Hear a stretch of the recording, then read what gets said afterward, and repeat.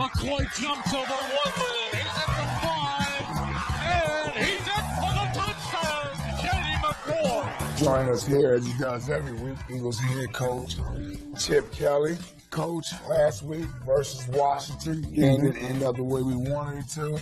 But as always, there's some positive things in here that we can take from the game. Like the first touchdown of the game here with Shady McCoy. Yeah, we ran down in the red zone, running a sweep play. Got a lot of real good blocks, especially at the point of attack. Brent Selleck has done an outstanding job for us right here. He's going to seal the defensive end. We're going to try to log this defensive tackle with Lane.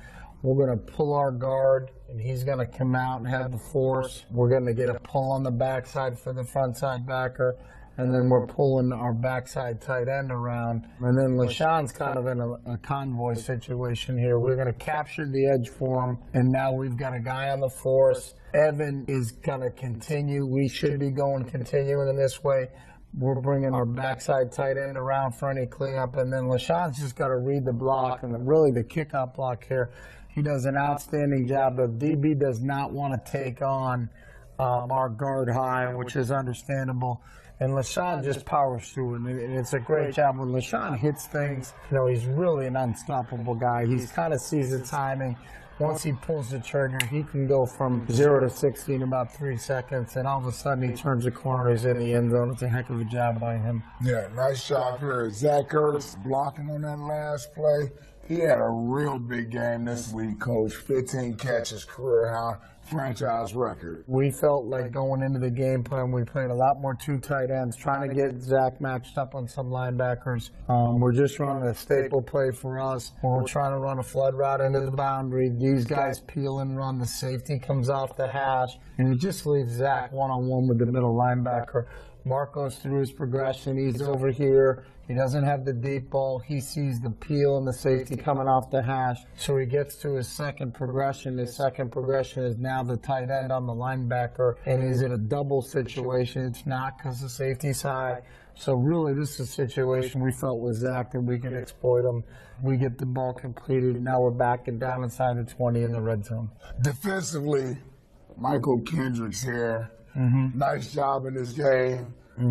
Beats a pretty good left tackle and Trent Williams out here. Sometimes you can get matchups in the passing game, obviously, from a coverage. It starts with a coverage standpoint. So we're locked up pretty good here. We're doing a real good job in coverage. We got a high safety for help over the top.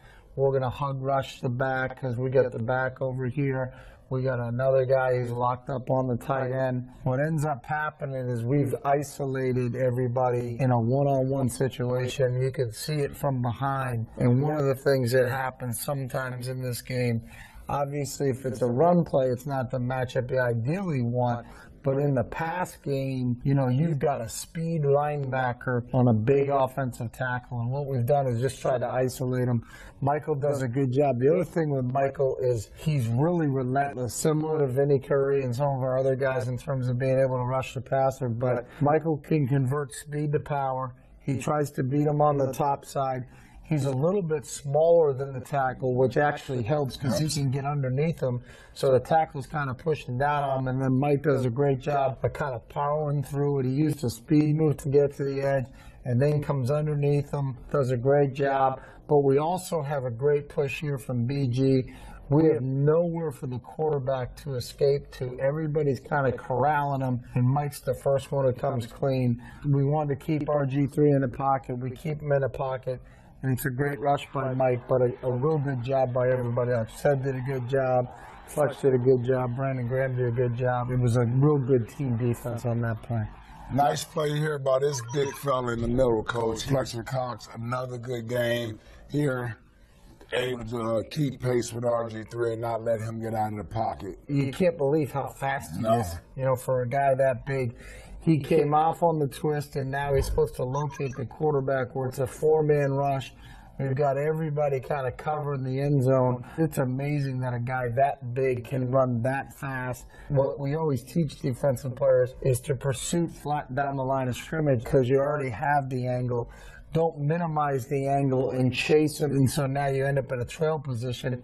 As he comes off, what a lot of young players will do in this situation is they're going to run at him. And if you run at him, he's going to turn the corner on you. What you still have to do is defend the line of scrimmage. So what he's defending here, as Fletch turns and runs this way, that's exactly what RG3 is, and he's just matching him. There's nowhere for him to cut up, you know, so it's almost like the old Cowboys and Indians. He's going to cut him off at the pass. He needs to make him continue to go this way.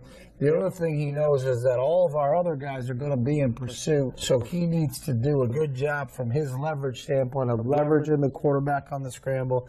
He runs flat down the line of scrimmage, gives him nowhere to go. And if he did come back, here comes Casey, here comes Brandon Graham. It's just a real smart football player, a real athletic football player, and I agree with you. I think he's playing as good as any defensive lineman in the league right now.